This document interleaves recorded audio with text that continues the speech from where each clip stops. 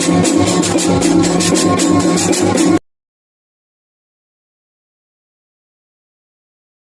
वो काम इस आधुनिक युग में पूरा हुआ जो हमारी इस माता के कारण पूरा हुआ है। और लिखित में हमारे पास ये दस्तावेज है, सुप्रीम कोर्ट से बड़ी कोई कोर्ट नहीं होती और उन्होंने लिख के दिया है कि देश का आदिवासी इस देश का मालिक है। और आज हमारे साथ इतना अच्छा सहयोग है कि वो माता भी हमारे साथ में और पूरा का पूरा समाज भी बैठा है। तो क्यों ना इस सुप्रीम कोर्ट के जजमेंट को ही पढ़ लिया जाए और समझ लिया जाए। आप लोग तैयार हैं? कोई टाइम लिमिट हो तो मुझे बता दो, ठीक है? मैं इसमें वैसे कोशिश ये करूंगा कि जो मुख्य मुख्य बातें वो आपको बताऊं, और आप कहीं किसी के पास कागज हो, कागज पेन, तो उसको भी नोट कर लीजिएगा। तो मैं स्टार्ट करता हूं। ये जजमेंट इसकी बेसिक डिटेल में बता देता हूं कि ये एक आपराधिक अपील थी जिसका नंबर था 11/2011 11/2011 कैलाश विरुद्ध महाराष्ट्र राज्य का मामला था। ये जो हमारी माता के साथ में जो उत्पीड़न हुआ था, अत्याचार हुआ था, उसके विरोध में चला था ये केस। उसको लेकर ये मामला न्यायालय में चला था और वहां पर न्यायालय ने उसमें निर्णय दिया, सजा को बरकरार रखा। साथ में कुछ ऐसी बातें लिखी है जो आपको जानना बहुत ज्यादा जरूरी है। सबसे पहले मैं बताना चाहूंगा कि सुप्रीम कोर्ट या जो भी न्यायालय का जजमेंट होता है उसमें आपने श्लोक तो सुने होंगे जो वेदों में लिखे रहते हैं, महाभारत में जो धार्मिक किताबों में लिखे रहते हैं, पर कभी भी आपने इसमें शेरो शायरी का जिक्र नहीं सुना होगा। पर जब आदिवासी का मामला आया तो सुप्रीम कोर्ट भी शायराना अंदाज में इस जजमेंट को लिखा गया है। उसका पॉइंट नंबर 21 लिखा गया है जिसमें सुप्रीम कोर्ट ने लिखा है, सर जमीने हिंद पर अक़वामे आलम के फिराक काफिले गुजरते गए और हिंदुस्तान बनता गया।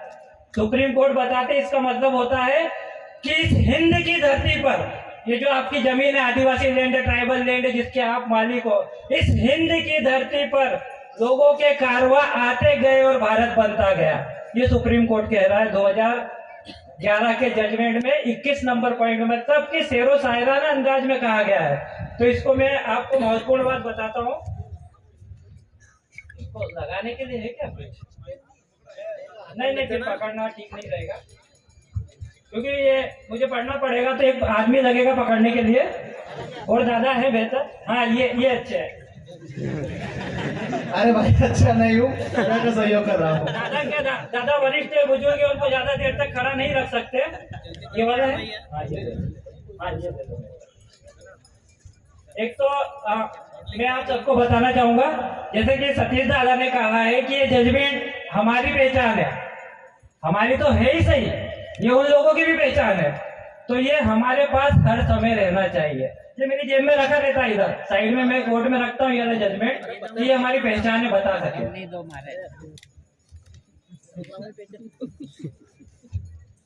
क्योंकि जजमेंट इंग्लिश में है सुप्रीम कोर्ट का, पर हम लोग तो आदिवासी लोग हैं, हमको हिंदी इंग्लिश जो है कि दोनों ही हमारी लैंग्वेज नहीं है, हमारी लैंग्वेज अलग अलग है, कोरको की अलग है, गोंडो की अलग है, भीलो की अलग है। तो इसको हमने हिंदी में ट्रांसलेट किया है हमारी सुविधा के अनुसार। इसको मैं पढ़ता हूँ।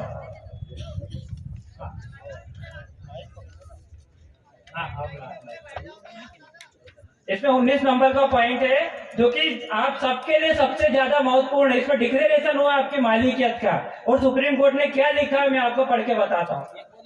इस प्रकार भील शायद भारत के कुछ मूल निवासियों के वंशज है जिन्हें आदिवासी या अनुसूचित जनजाति के रूप में जाना जाता है। ये जजमेंट आपके लिए इतना महत्वपूर्ण है क्योंकि संविधान में कहीं भी ये नहीं लिखा है कि अनुसूचित जनजाति का मतलब आदिवासी होता, परंतु सुप्रीम कोर्ट के जजमेंट में आया कि आदिवासी का मतलब अनुसूचित जनजाति होता है, अनुसूचित जनजाति का मतलब ही आदिवासी होता है। जो मुख्य रूप से जो वर्तमान में भारत की आबादी का 8% हिस्सा है, जो हमारा समाज है पूरा आदिवासी समाज जो कहीं भी रह रहा है, कश्मीर से लेकर कन्याकुमारी तक चारों दिशाओं में चले जाइए इस धरती पर, वो पूरा का पूरा 8% है। वो इस देश का मालिक है। भारत की बाकी की 92% आबादी अप्रवासियों के वंशज है। अप्रवासियों के वंशज जो कि इस जमीन का नहीं है रहने वाला, वो कहीं बाहर से आया था और यहाँ पर आकर बस गया। तो जो 92% लोग यहाँ रह रहे हैं इस जमीन पर, वो सारे के सारे अप्रवासियों के वंशज है, मतलब कि सबके सब बाहरी लोग है। ये सुप्रीम कोर्ट ने कहा है अपने जजमेंट में। इस प्रकार भारत मोटे तौर पर उत्तरी अमेरिका जैसे अप्रवासियों का देश है, इस पर हमको विस्तार से चर्चा करनी चाहिए, ये सुप्रीम कोर्ट ने कहा। सुप्रीम कोर्ट कह रहे हैं कि इस तरह से अगर देखा जाए तो पूरा का पूरा देश अप्रवासियों का देश है, तो हमको इसमें और विस्तृत में जाना चाहिए और डिटेल में जाना चाहिए।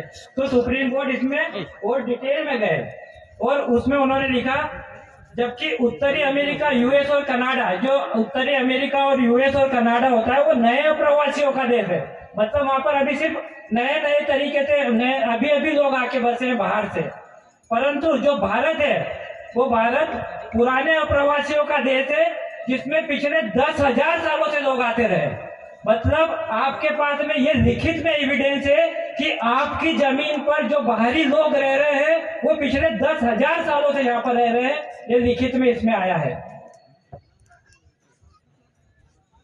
आज भारत में रहने वाले 92% लोग जो कि अप्रवासियों के जो वंशज जो मुख्य रूप से उत्तर पश्चिम और कुछ हद तक उत्तर पूर्व से आए हैं। सुप्रीम कोर्ट ने आपका एक प्रॉब्लम ये भी सॉल्व कर दी कि ये कौन सी दिशा से आए हैं, तो उन्होंने ये भी बताया है कि वो सभी के सभी या तो उत्तर पश्चिम से आए हैं या कुछ हद तक उत्तर पूर्व से आए हैं। क्योंकि हमारे देश की समझ के लिए महत्वपूर्ण बिंदु है, इसलिए इसमें विस्तार से जाना आवश्यक है। अब कुछ कोर्ट बताना चाह रहा है कि ये लोग क्यों आए आपकी जमीन पर, तो नीचे लिखा है, लोग असहज क्षेत्रों से आरामदायक क्षेत्रों की ओर पलायन करते हैं। ये स्वाभाविक सी बात है, जहाँ पर अच्छे से रहने के लिए जगह नहीं तो कोई भी छोड़ देगा उस जगह को, क्योंकि हर कोई आराम से रहना चाहता है। आधुनिक उद्योग के आने से पहले हर जगह कृषि समाज थे।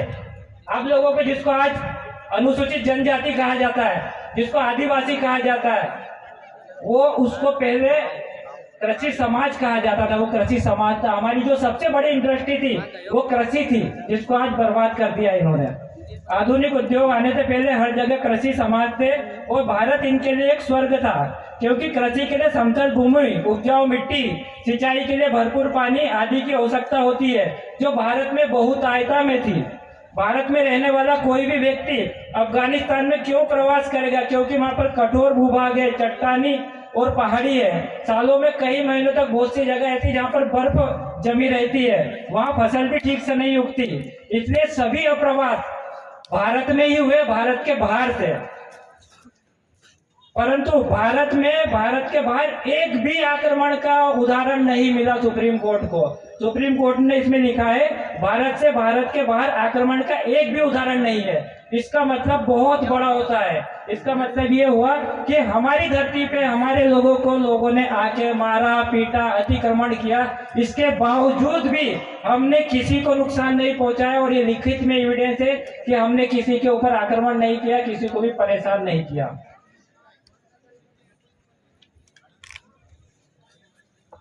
अब मैं इसका एक सबसे महत्वपूर्ण बिंदु आपको बताना चाहूंगा, जो कि सभी देश के सभी लोगों के लिए है, शासन प्रशासन और जो आम व्यक्ति है उन लोगों के लिए है। वो पॉइंट नंबर 34 पे लिखा है, क्योंकि मैं इसको पूरा पढ़ूंगा। इसमें लिखा है, हालांकि भारत में सभी समूह और समुदायों को औपचारिक समानता देने से वास्तविक समानता नहीं होगी। ऐतिहासिक रूप से वंचित समूहों को विशेष सुरक्षा दी जानी चाहिए, ताकि उन्हें उनकी गरीबी और निम्न सामाजिक स्थिति से ऊपर उठाया जा सके।